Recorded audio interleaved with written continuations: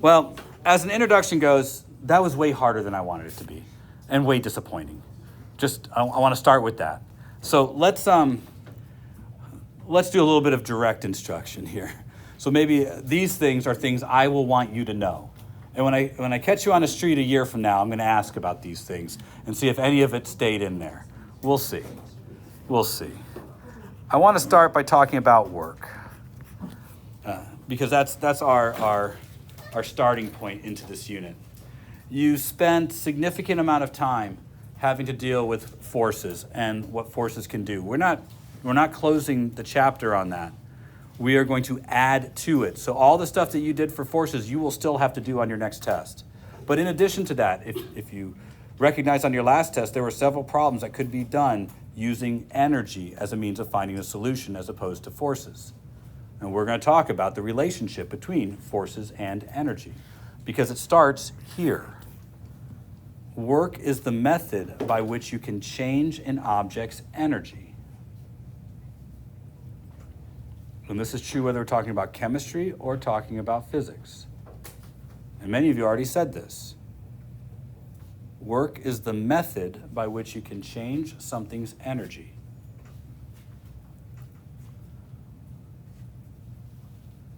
Now, the thing is, there's more to that statement, but get that statement down. That method requires a force.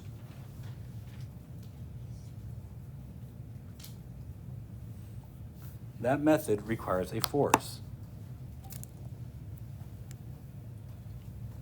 In fact, anytime a force is used to change something's energy, we say that work has been done on that object.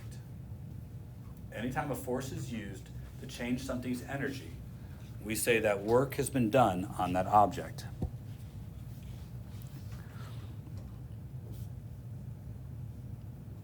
Now, understand here, we don't get to talk about work without considering that we have a huge foundation of force already behind us. So let's be clear that for every force, there's an equal and opposite reactive force. If you read your definition in there and apply what you know about forces, you should be able to develop a couple of broad ideas related to how energy must exist in the universe.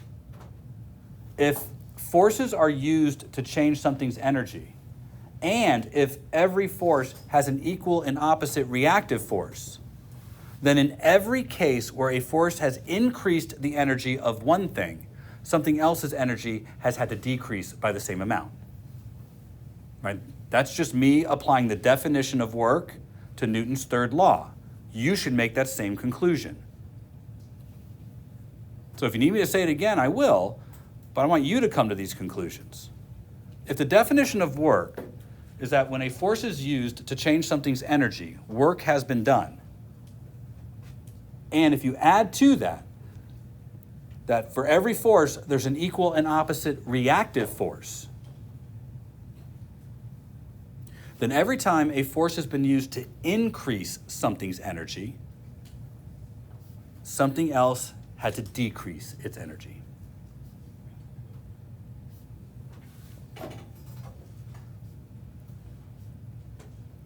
Now, keep in mind, this suggests that there is a finite amount of energy in the universe. That there can be increases in energy in one part of the universe only at the expense of decreases in energy in another part of the universe. Now, I'm not going to say that that's the theory. There's more to the theory than that. But this is a good background or a good starting place. Now, I do want to define work mathematically, and you have to understand that to mathematically do work, it's more than just pushing on something. The push has to be effective. So in order to show its effectiveness, work is defined as an integral, just so you guys know, but I'll define it twice. Once in its integral form, and once in its non-integral form.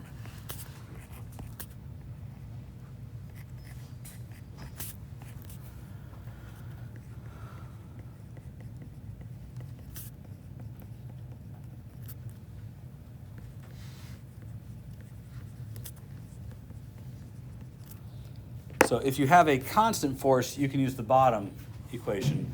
If your force is changing or if the angle of that force is changing, you have to use the top one.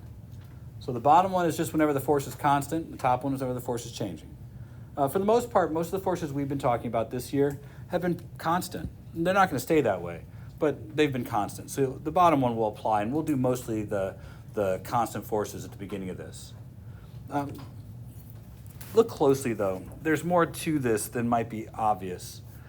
Force and displacement are both vectors. Although I'm writing the word work out on purpose so that we don't have just a capital W that you might think is weight, I'm also not putting a bar over the top of it. And that's on purpose because work is a scalar. And one thing that you might end up liking about our discussion of energy is that energy is not a vector quantity. An object has energy or it doesn't have energy, but energy doesn't have direction. So when we talk about calculating work, we're taking two vectors and producing a scalar.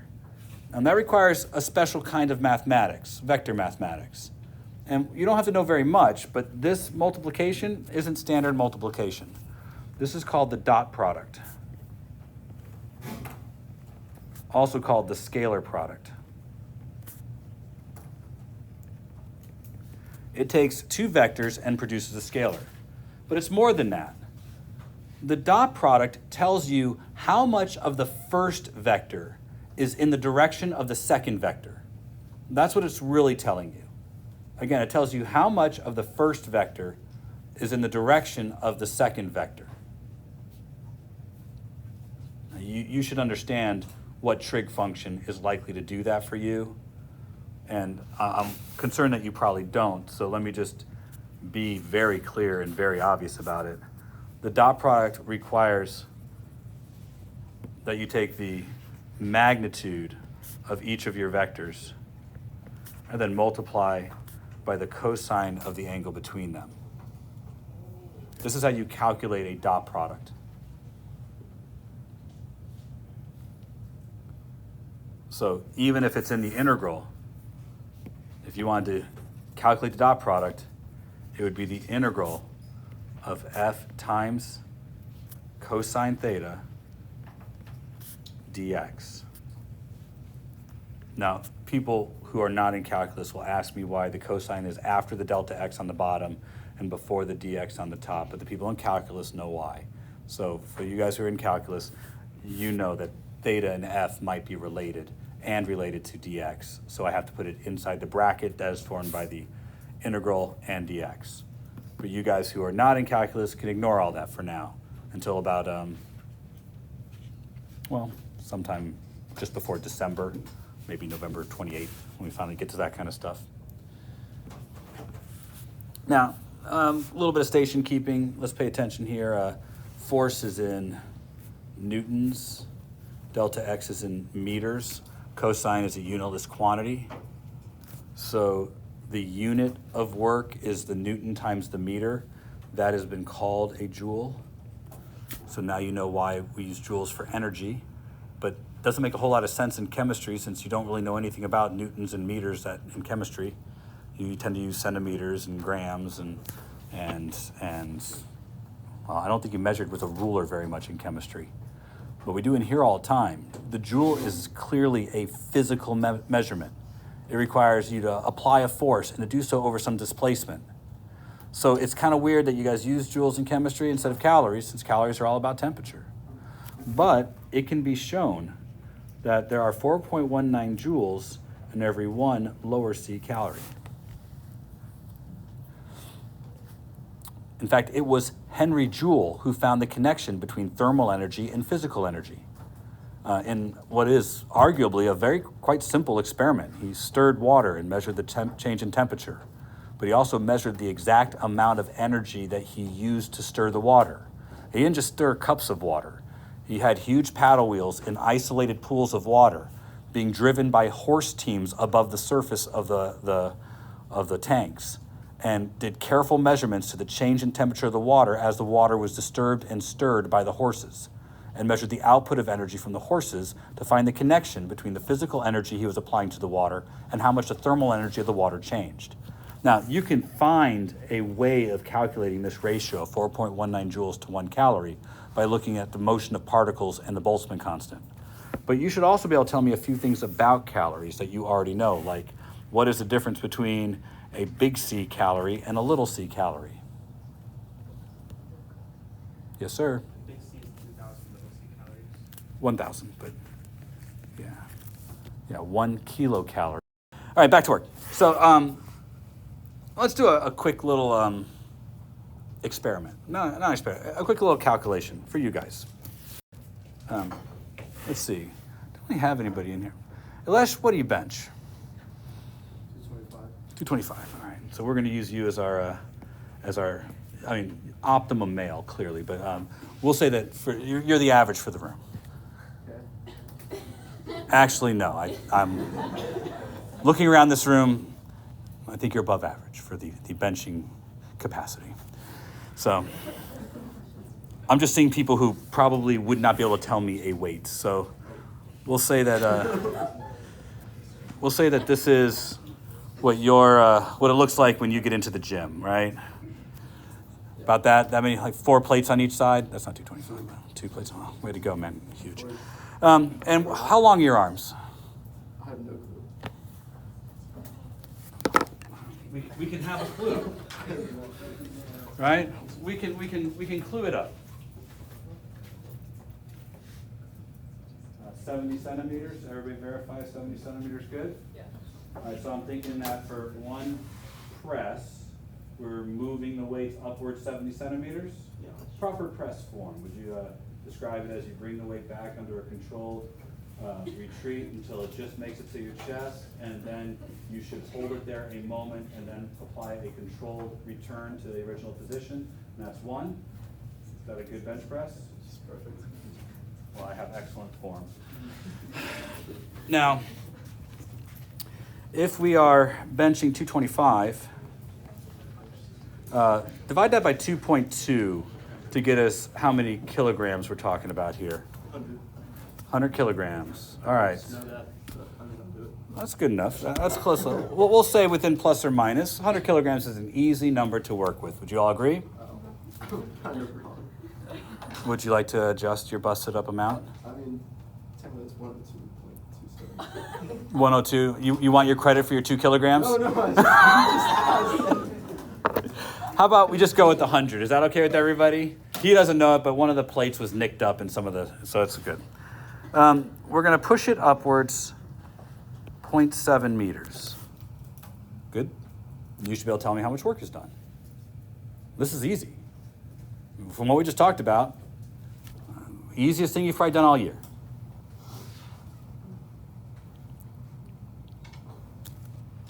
Here. Because all of you, stop the moment I say you do something, because it's easy to be in school when somebody else just talks at you and you don't have to actually produce. I'll heighten your level of concern. I have my stack of cards here for each table. I will call one of you out. Before I call on these tables, would we agree that while Elish is performing a single bench, there are 2 forces acting on the bar? Can we all agree with that? And one of them is 1,000 newtons downwards. Now, I'm assuming that although Elish is clearly huge and powerful, that he's only going to press upwards with the minimum force necessary to lift the bar. Does that seem reasonable? Because if he applies more force than necessary, then he's accelerating the bar upwards. Is that necessary for a bench press? No, the bar does not have to have some velocity when we're done. We just want to lift it at a controlled, constant velocity back up to where it started. Fair enough? So I would bet he pushes upwards with a normal force that is equivalent to the weight.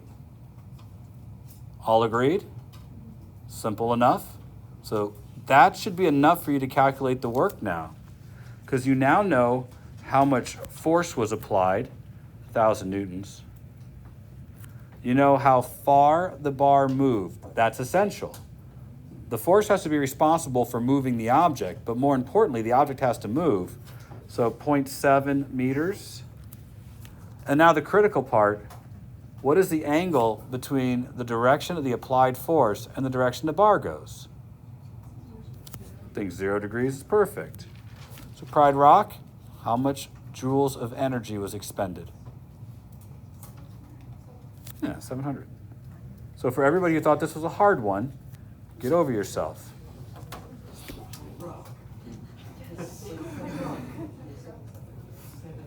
Now, not to put you on the spot, when you're benching 225, how many reps do you do?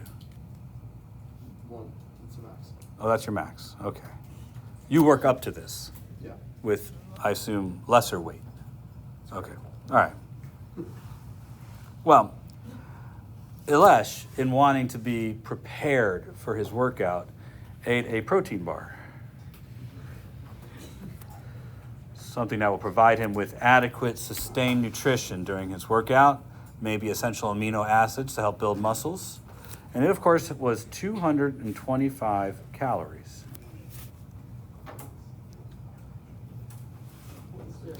How much available energy in joules did Ilesh have to work with his protein bar in his system? This is a chemistry question, something that all of you who successfully passed chemistry should be able to do. The answer's not on the screen right now, but it was on the screen a moment ago. Have available? I'll take anybody at that table. About 942. 942,000. 225 food calories is 225,000 little c calories. And then I have to multiply that times 4.19 joules per calorie. So what's that number again? 942,000. That's good enough, right? So Ilesh did 1 rep. He's got a lot more reps to do before he works off that protein bar, doesn't he? Now, yes, his body is going to consume some of that energy just in respiration, maintaining heart rate, maintaining body temperature, digestion, filtering his blood, filtering for urine. All those things are happening. That takes calories too, but do you understand that probably lifting weights not a way to burn calories? Right? It's not gonna do a lot in the burning of calories. And that's never what it's supposed to do, of course. The goal there is to rip muscle fiber so that you'll get new fibrous growth over the top of the muscle fibers themselves, building up more muscles, making you stronger. That's why the treadmill might be a way for you to utilize your calories better. And do you note directly why or how a treadmill could calculate your joule consumption? Right? You are pushing on a platform that is zipping by. Can you see the direct application of force and displacement? So, although this is the physical amount of work done, do you understand that at the same time Ilesh was doing work, there was another force doing work? This was the work done by Ilesh. I'll put a little I there. What other force was acting on the barbell while the barbell was going up? I have a free body diagram on the board. There were 2 forces acting on the bar. What was the other force? I'll circle it. The weights. There was work done by gravity. You have to understand, every force that acts on an object in the direction of the displacement has the capacity to do work. The definition was clear. Anytime a force is used to displace an object, work is being done. You may not think that this force did work, but it did. It fits the quality, and we could calculate it. The force of gravity was 1,000 newtons. The displacement was 0.7 meters. What is the angle between the displacement and the force of gravity? It's not 0. The bar went upwards. The weight was downwards. Cosine of 180 degrees. What is the cosine of 180 degrees? -1. So Ilesh did positive work on the barbell, but gravity did negative work on the barbell. The net, I would write this down, the net work was 0. The energy of the barbell wasn't changed by this action. Okay, we need to be paying attention. All right,